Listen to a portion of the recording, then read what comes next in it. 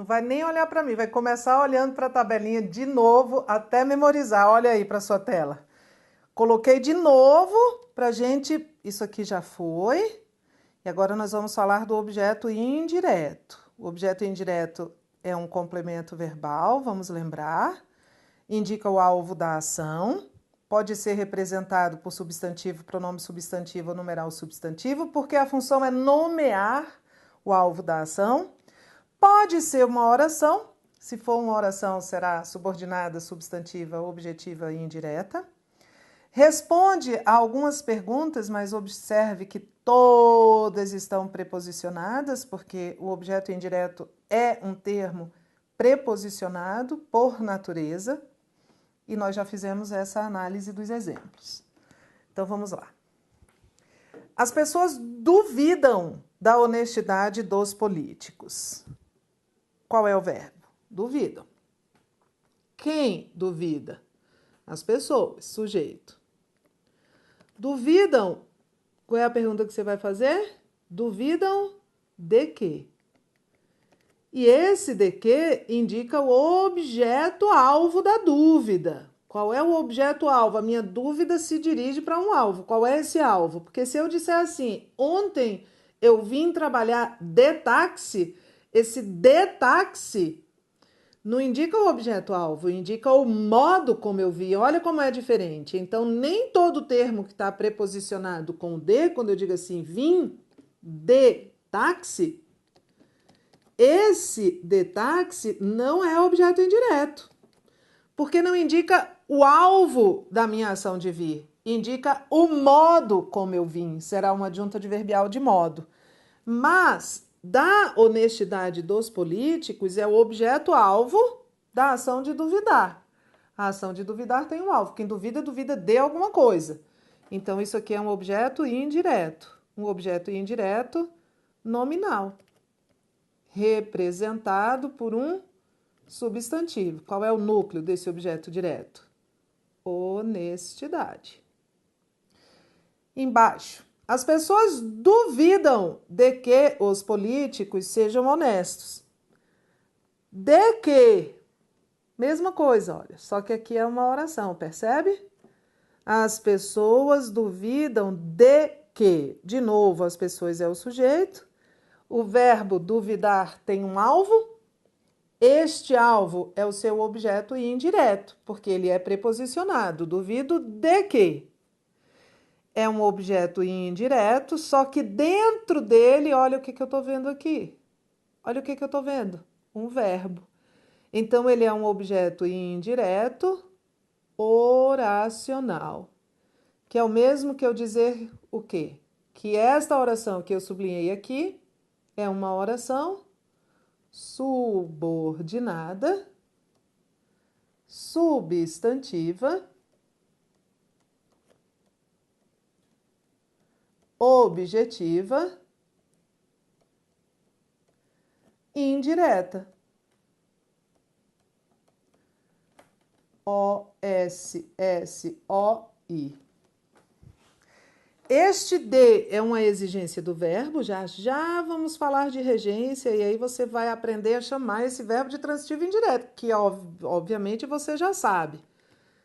Mas a gente primeiro está vendo qual é o termo que está subordinado ao verbo para depois classificá-lo. Este de é uma exigência do verbo. Eu posso substituir esta oração todinha por disso. As pessoas duvidam disso. Ó, substituir a oração por disso. Mantive o de. Então, eu já sei como classificar este que. O que introduz oração substantiva. E toda oração substantiva pode ser substituída por isso. É uma conjunção integrante. A vida consiste em esperanças. A vida consiste em quê?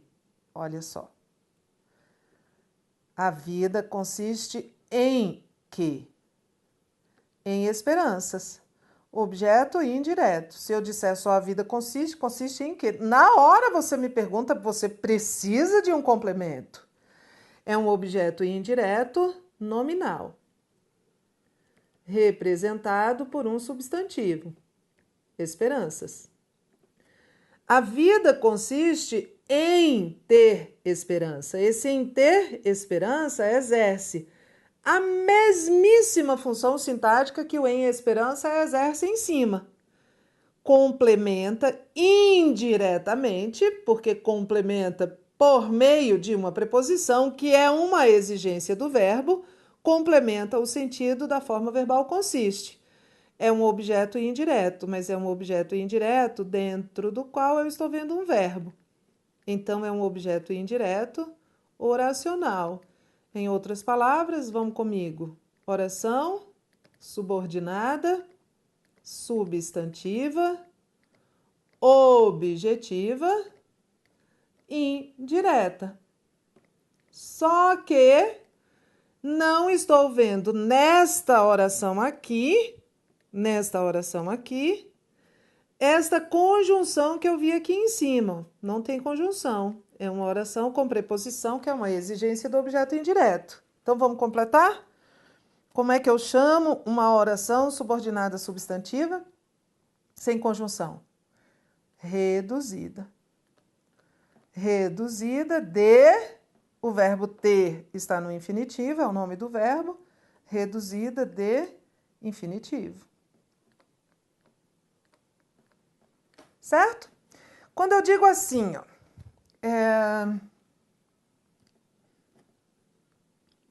a x, vou matematizar a coisa, vamos lá. Quando eu digo x, o que quer que seja x, é uma variável, consiste em y.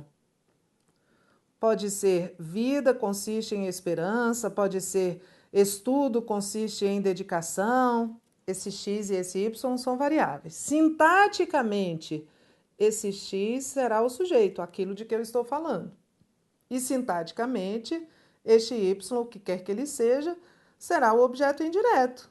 Está subordinado ao verbo, indica o alvo, complementa, preposicionado. Então, entenda, qualquer coisa que eu colocar aqui vai ser o objeto indireto. Vamos lá, primeira questão. Dentista é preso por bater ponto em posto e ir para a clínica particular no Rio Grande do Norte. Um dentista contratado pela Prefeitura de Pau dos Ferros, na região oeste do Rio Grande do Norte, foi preso em flagrante. De acordo com o Ministério Público Federal, o profissional batia o ponto no Centro Municipal de Saúde e ia atender em sua clínica particular durante o horário em que deveria estar prestando serviço ao município. O examinador quer saber, é um exemplo de objeto indireto presente no primeiro parágrafo. Pela Prefeitura de Pau dos Ferros, do Rio Grande do Norte, no Centro Municipal de Saúde, serviço ao município. Antes de ler, vamos lembrar o que a gente está procurando. Só será um objeto indireto, um termo que estiver subordinado, essa setinha é a setinha da subordinação, a um verbo. Responder uma pergunta com preposição a que, de que, por que, com que, em que. Mas antes de tudo, tem de estar subordinado a um verbo, responder a perguntas sempre preposicionadas e indicar o objeto alvo da ação verbal. Certo? Quando eu digo assim, confio na sua capacidade, confio em você. Esse em você é um objeto indireto, checklist está pronto. Ele se subordina a um verbo, ele está preposicionado e ele indica o alvo da minha ação de confiar. Então, nós estamos procurando isso. Vamos sublinhar os termos. Pela Prefeitura de Pau dos Ferros, do Rio Grande do Norte, no Centro Municipal de Saúde, serviço, que eu já sei que não é objeto indireto, né? Porque eu precisava de uma preposição, já que eu só posso descartar. E ao município. Vamos ver qual desses 4 termos, já descartei o serviço, está subordinado a um verbo e indica o objeto-alvo? Vamos lá. Um dentista contratado por quem? Isso aqui é um agente da passiva. É um termo que se subordina ao verbo, no caso o verbo contratar, e indica quem contratou o dentista. O dentista, lembrem, é um sujeito, como é que eu chamo esse sujeito que não pratica a ação? O dentista não contratou ninguém, ele foi contratado. Um sujeito paciente. E o agente dessa frase que tem sujeito paciente é chamado de agente da passiva. Na região oeste do Rio Grande do Norte, na região do Rio Grande do Norte, está subordinado à região, está subordinado a um substantivo. Não pode ser objeto indireto nunca um termo subordinado a um substantivo.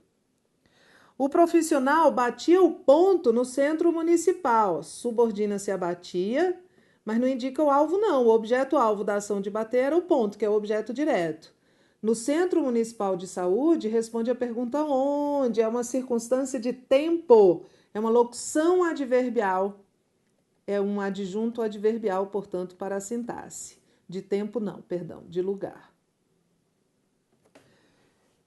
Deveria estar prestando, olha, dois termos subordinados ao verbo prestar aqui, serviço e ao município. Serviço se subordina ao verbo prestar na função de objeto direto, prestando o quê? Serviço, objeto direto. E prestando a quem? Opa, achei, ó. O verbo é o verbo prestar. Esse objeto prestar ao município responde a pergunta a quem e indica o alvo da prestação de serviço, o município. Então, achamos o objeto indireto, mas tem que ter um raciocínio. Eu tenho que achar um termo para ele ser objeto indireto subordinado a um verbo. Esse termo tem de estar preposicionado, tem de responder a alguma dessas perguntas que a gente já fez, a que, de que, por quê, e tem de indicar o objeto-alvo. Assinale a opção em que o verbo da oração tem dois complementos. Os complementos são os objetos. Vamos lá. Ela é uma gatinha. Aqui o verbo não tem nada. Esse verbo é um verbo ser, é um verbo de ligação. Uma gatinha é um atributo dela, não pode ser objeto, não pode ser complemento verbal. Lembra? É um adjetivo, né? Não é um adjetivo, é um substantivo. Esse aqui é um artigo, claro, mas tem função adjetiva. E o objeto direto não tem função adjetiva, tem função substantiva. Eu fiz um coração vermelho. Um coraçãozão vermelho. Um coraçãozão vermelho é o objeto da minha ação de fazer. É o objeto direto. Só tem um objeto. Agora vou botar renda em volta. Eu vou botar o quê? Renda. Objeto direto. Esse em volta é adjunto adverbial de lugar. Onde que eu vou botar renda? Em volta. Eu te odeio. Eu odeio quem? Te odeio. Esse T é o objeto-alvo da minha ação de odiar. E o verbo odiar não pede preposição. Então, é um objeto direto. Só tem um complemento. Vou mandar um cartão de Dia dos Namorados para a Suzy Derkins. Vou mandar o quê? Um cartão de Dia dos Namorados. Objeto direto. E eu vou mandar para quem? Qual é a pessoa-alvo? Quando eu falo objeto aqui, no sentido genérico, aqui é uma pessoa, objeto indireto. Mandar o quê? Mandar a quem? Então, é esta a nossa resposta. 3. A equidade consiste em tratar os desiguais na medida de sua desigualdade. O termo sublinhado exerce a função de complemento verbal indireto. Pare, o que a gente está buscando? Para um termo ser um complemento verbal indireto, ele precisa estar subordinado a um verbo. Primeira exigência, um objeto indireto subordina-se a verbo. Segunda exigência, está preposicionado. Preposição exigida pelo verbo. E indica um complemento. Não indica um sujeito, não indica circunstância, indica um complemento. que é um termo integrante da oração. Não posso tirar. A equidade consiste. Parei. Você me pergunta em quê? Qual é o objeto dessa ação de consistir? Então, objeto indireto. Está subordinado a um verbo, que é consistir. Está preposicionado, é um complemento. É um objeto indireto oracional, porque estou vendo um verbo aqui dentro. Tá certo o item? Outro termo, agente da passiva. Vou voltar. Olha, agente da passiva agora. Agente da passiva é um termo subordinado a um verbo. Todos esses aqui são subordinados a verbo. Indica o agente da ação verbal em uma oração que tem sujeito paciente. O sujeito paciente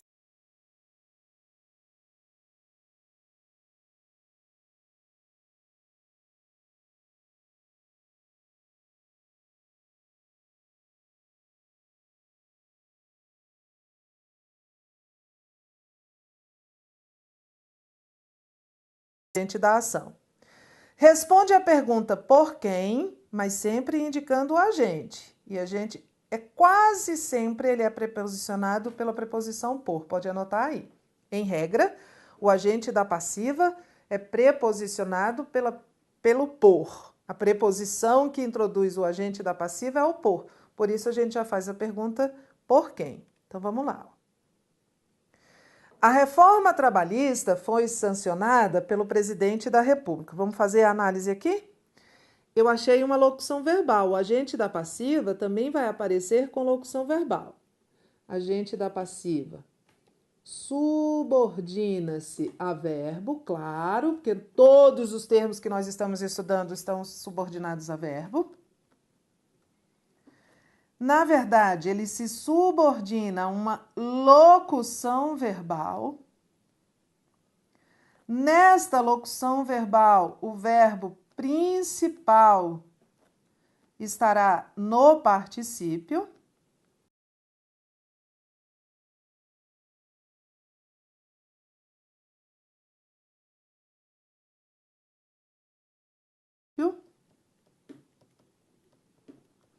Em regra,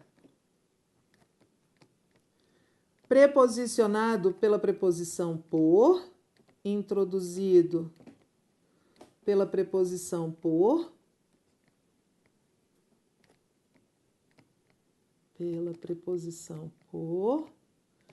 e sempre aparece numa oração com o sujeito paciente. Tem um checklist, você tá vendo? Tudo tem checklist. Professora tem toque, né? Faz uma listinha para tudo. A reforma trabalhista é o sujeito. A reforma trabalhista não praticou a ação de sancionar. Ela foi alvo, ela sofreu a sanção. Então, isso aqui significa que é um sujeito paciente. Quando o sujeito é paciente, a gente diz que a frase está na voz passiva. E é por isso que este termo aqui é chamado de agente da passiva. Oração com sujeito paciente é a mesma coisa de oração na voz passiva. Estou antecipando uma matéria que a gente vai ver lá na frente, que são vozes verbais, mas dá para entender. Oração na voz passiva é aquela cujo sujeito é paciente, ou seja, não pratica nenhuma ação. Sofre a ação, como esta aqui.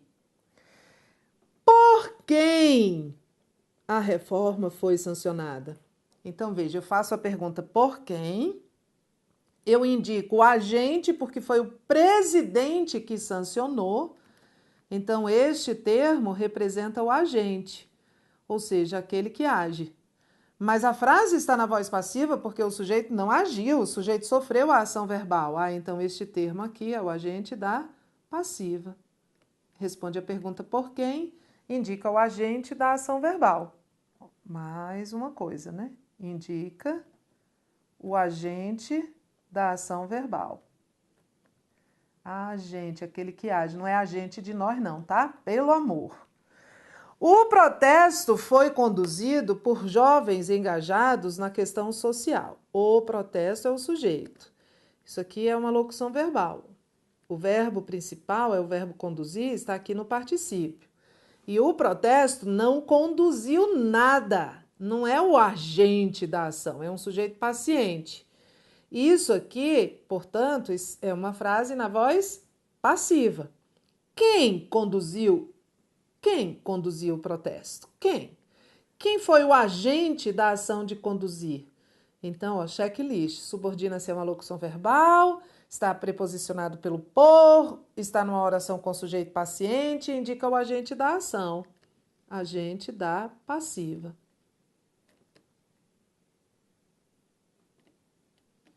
A terra era povoada de nativos. Olha, um exemplo raríssimo. Na verdade, os livros, as gramáticas vão colocar este agente da passiva com a preposição de quando está subordinado ao verbo povoar. Todos os exemplos são com isso. Esse sujeito, a terra, é um sujeito paciente, porque a terra não povoou nada. A terra era povoada. Olha, esse verbo está aqui, povoado, no particípio. E os nativos são o agente da ação de povoar. Os nativos povoavam a terra. Também a gente poderia dizer a terra era povoada por nativos. É um agente da passiva. Excepcionalmente, com a preposição de. Mas, em regra, é a preposição por. Esse pelo é a preposição por mais o artigo o. Aqui não tem artigo, aqui só tem preposição, por jovens. Vamos lá, vamos fazer as questões. Item 1. A situação mundial é agravada pelo aquecimento global, pelo processo de desertificação e pela destruição dos mananciais. O trecho pelo aquecimento global, pelo processo de desertificação e pela destruição dos mananciais exerce a função de agente da passiva. Vamos lá. Checklist. Subordina-se a esta locução verbal. Nesta locução verbal, o verbo principal é o verbo agravar e está no particípio. Ok. O sujeito é a situação mundial. E a situação mundial, em relação à ação de agravar, não é o agente. Ela não agrava, ela é agravada, ela sofre a ação. Então é um sujeito paciente. A frase está na voz passiva. Quem é que agrava ou o que é que agrava a situação? A pergunta pode ser por quem ou por quê. Normalmente é por quem, porque o agente é personificado, mas pode ser por quê. Quem é que agrava ou o que agrava a situação? O aquecimento global, o processo de desertificação e a destruição dos mananciais. Então, ok, está introduzido pela preposição, essa preposição está repetida, até para se manter o paralelismo, que é um processo de simetria. E aqui é um agente da passiva. Todas as exigências do nosso ritual foram atendidas. Subordina-se a verbo, com locução verbal no particípio, tem sujeito paciente e indica o agente da ação de agravar. Ok, e aqui a banca usou a nomenclatura, o agente da passiva, às vezes ela não usa. Vou ler a 2, porque na 2 ela não usa essa nomenclatura. 2. A terra era dominada por criminosos que andavam livremente pelas ruas com fuzis e metralhadoras. O termo por criminosos que andavam livremente pelas ruas com fuzis e metralhadoras designa o ser que pratica a ação verbal. Tá vendo? Que é a mesma coisa, a gente tem que se acostumar. Porque senão a gente fica assim meio bitolado. Sabe bitola? Bitola. Trem, não tem o trilho do trem, não tem aquele dormente que é a parte, né, de madeira que fica entre um trem e outro nos trens antigos. A bitola é aquela distância que existe entre os dois trilhos. Você sabe que até hoje em muitos lugares se mantém a mesma distância lá de Roma Antiga, porque era a distância das bigas, né, das carruagens na Roma Antiga, e aí ficou uma convenção. As bigas passavam, deixavam aquela distância e os trens... Até hoje Você vê o que é o nome, né? Um sujeito bitolado, que está seguindo uma tradição, não sabe nem por quê. E às vezes a gente fica bitolado com uma nomenclatura e às vezes a banca nos surpreende usando uma outra forma que é sinônimo, que é uma expressão equivalente. Então, chamar um termo de agente da passiva e chamar um termo de um termo que designa a ação verbal, assim, em determinada situação está no mesmo, né? Nem todo termo que designa o agente da ação é um agente da passiva, às vezes é o sujeito. Quando eu digo João fez uma pergunta, o João está designando o agente da ação e é o sujeito. Mas olha, aqui é um agente da passiva, concorda? A área é o sujeito. Mas a área não dominava nada. Olha a locução verbal, era dominada. Dominada no particípio. O termo que ele destacou está subordinado a uma locução verbal com verbo no particípio. Cheque. O sujeito é um sujeito paciente, porque a área não dominou, a área era dominada, ela estava lá quietinha.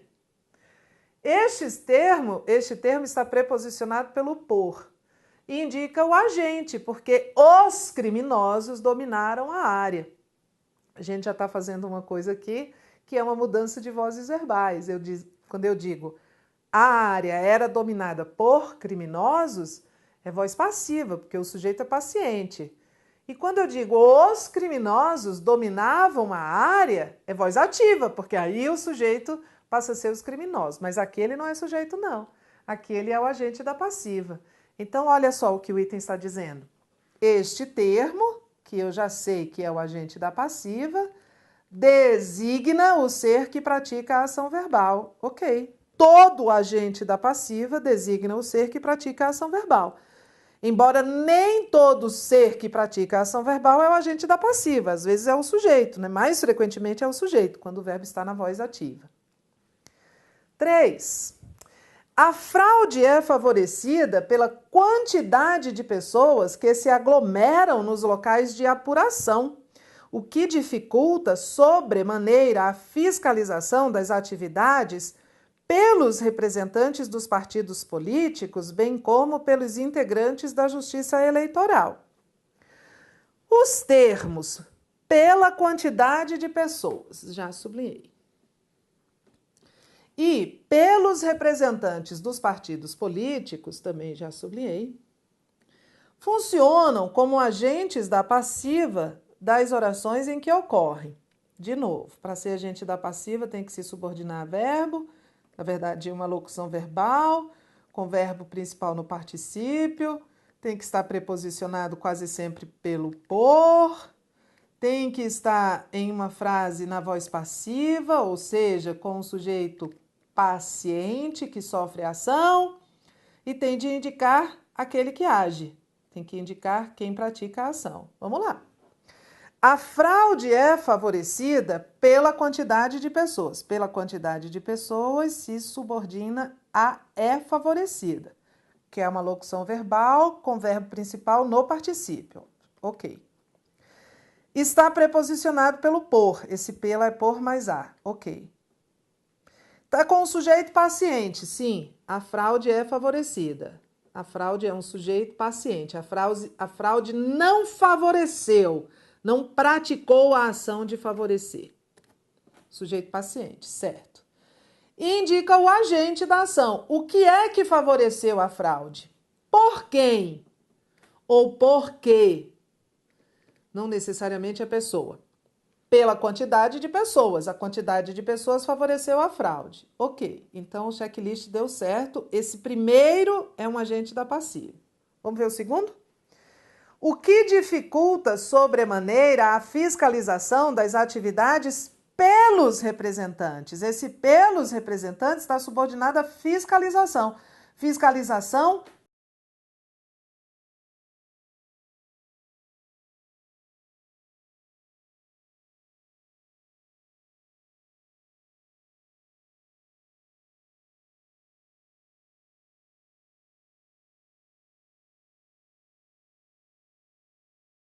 e essa subordinação é semântica também, é a fiscalização pelos representantes. Qual é a chance de um termo subordinado a um substantivo ser agente da passiva? Nenhuma, nenhuma. Porque a primeira condição para ser agente da passiva é que o termo se subordine a uma locução verbal, a um verbo. Ah, então tá errado. Tereza, mas o que é este termo aqui? Por enquanto a gente não sabe. E aí eu queria terminar esse bloquinho dizendo para você se concentrar no que você sabe.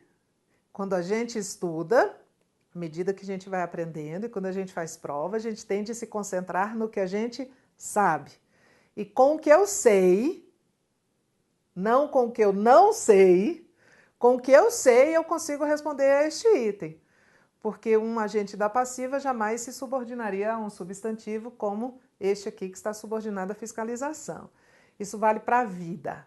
A gente tende a se concentrar no que a gente sabe, porque o que a gente não sabe pode engolir a gente. E às vezes a gente vive muito bem, funciona e acerta as questões só com o que a gente sabe. Tudo certo? Então, por enquanto, a gente não precisa saber o que é. Mas, como eu sou benevolente, eu vou dizer que é um complemento nominal. Mas a gente não precisava saber para acertar o item, certo? Concentre-se no que sabe. E até já!